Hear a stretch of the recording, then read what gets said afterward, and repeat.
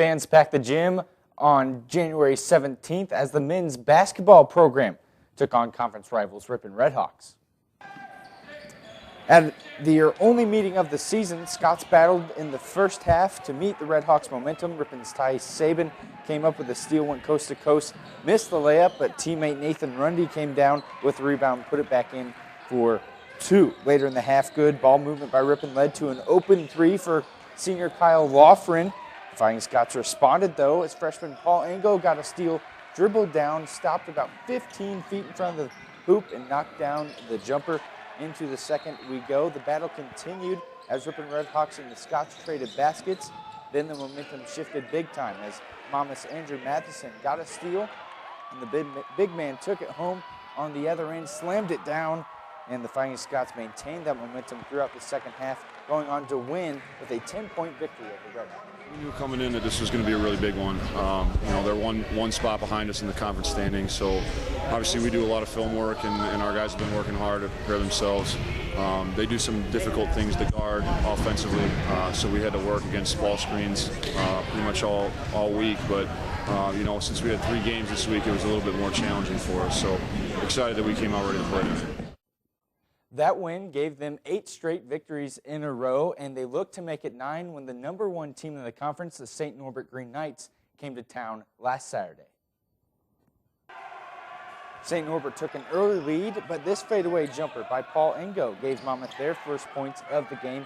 Keeping pace with the Knights, John Calhoun drives through the hoop and makes a contested layup, and then the freshman Will Jones turns and fires away from 3, and he drains the three-pointer, and then cutting into the Knights' lead 2 plays later, Chad Thompson grabs the rebound off the Jones miss and puts it back in. And with the Scots trailing 15-13, 3 minutes to go in the half, Calhoun finds freshman Riley Blay in the corner. He buries the 3, and St. Norbert will go into halftime leading 28-23. Monmouth would fall even farther behind as the reigning conference champs win 76-62.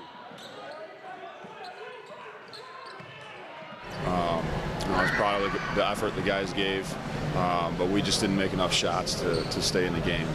When Andrew Matheson and Will Jones go combined 7 for 26 in the game, that's usually not a recipe for success for us. Despite the loss, Monmouth remains second in the Midwest Conference as they go to Lake Forest on Saturday. In the meantime, the women's basketball team faced against the leading team in the Midwest Conference, the St. Norbert Green Knights, last Saturday. 2014 Midwest Conference champions St. Norbert College were prepared to continue their conference winning streak, but fell to the Fighting Scots in overtime.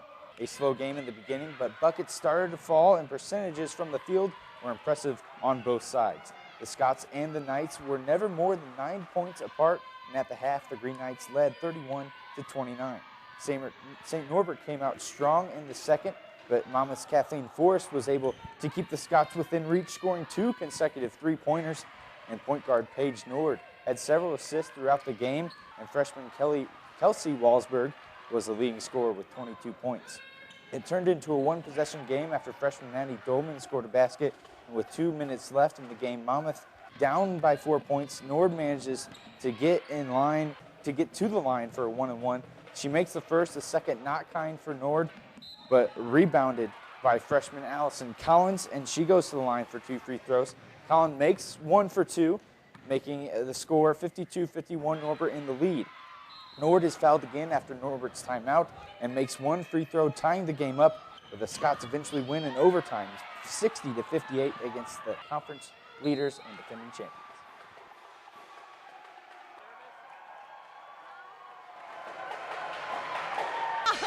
Obviously, I'm very pleased. I don't think anyone thought we even had a chance. We fought hard for 45 minutes, and we came out with a W. The women's team will travel to Lake Forest on Saturday. Tip-off set for 3 p.m.